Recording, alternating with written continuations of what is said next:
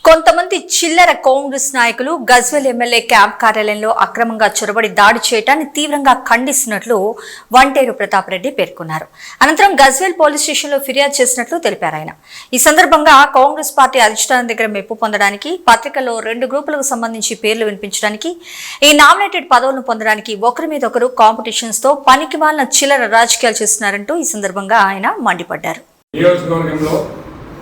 కాంగ్రెస్ పార్టీకి 2 గ్రూపులు బలమైనటువంటి గ్రూపులు నుండి వాళ్ళ ఆధిపత్యాన్ని నిలబెట్టుకోవడానికి వాళ్ళ అధిష్టాన్ని మెప్పు పొందడానికి పత్రికలలో టీవీలలో వాళ్ళ వార్తలు చూసుకోవడానికి ఒకరి మీద ఒకరు కాంపిటీషన్తోనే ఎమ్మెల్యే క్యాంప్ ఆఫీస్ మీద ఒకరు దాడి చేయడం, పోలీస్ స్టేషన్లో ఎమ్మెల్యే గారి మీద కంప్లైంట్ ఇవ్వడం, వాళ్ళ యొక్క ఉనికిని కాపాడుకోవడానికి చేస్తున్నటువంటి ప్రయత్నం అని చెప్పి సందర్భంగా తెలియజేస్తా ఉన్నా.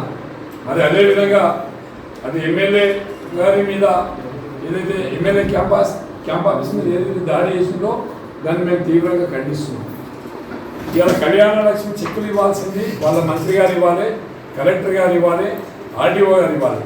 గతంలోనే కేసీఆర్ గారు కలెక్టర్ గారు ఫోన్ చేసి చెక్కులు ఇచ్చేసేయండి, ప్రతి తహసీల్దార్ ఆఫీస్లో చెక్కులు తీసుకొని ప్రతి బెనిఫిషియర్ ఎవరైతే ఉన్నారో ఇవ్వాలని చెప్పి 1 మంత్ బిఫోర్ చెప్పడం జరిగింది. కానీ కలెక్టర్ గారు కానీ ఆర్డీఓ గారికి 100 సార్లు ఫోన్ చేసినాం చెక్కులు ఇవ్వాలని చెప్పేసి. ఇప్పటి వరకు ఆ చెక్కులు కేసీఆర్ గారి దగ్గరికి పంపలేదు, కేసీఆర్ గారికి ఇవ్వలేదు, కలెక్టర్ గారి దగ్గరనే ఉన్నాయి.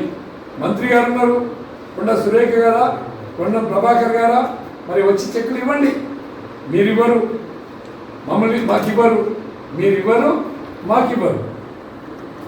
ఎమ్మెల్యే క్యాంప్ ఆఫీస్ మీద దాడి చేస్తారు, పోలీస్ స్టేషన్లో కంప్లైంట్ ఇస్తారు.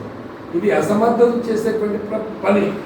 ఇవ్వాల్సింది ప్రభుత్వం. ప్రభుత్వం ఇవ్వాలి, మీదా మాదా, మేమా మీరా?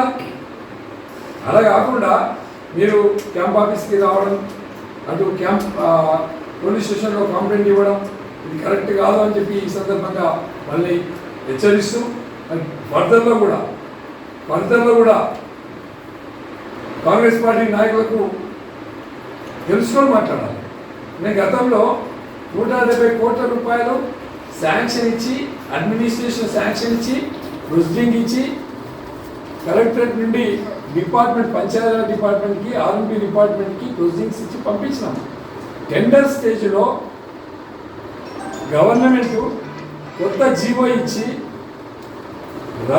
ఇచ్చినటువంటి వర్క్లను కూడా రద్దు చేసి వాటిని తెచ్చుకునే ప్రయత్నం చేయక పెండింగ్ వర్క్ని పెండింగ్లోనే ఉంచి వాటి ప్రొసీడింగ్స్ కోసం ప్రయత్నం చేయక అసమర్థులైనటువంటి మీరు మా మీద దాడి చేస్తారా?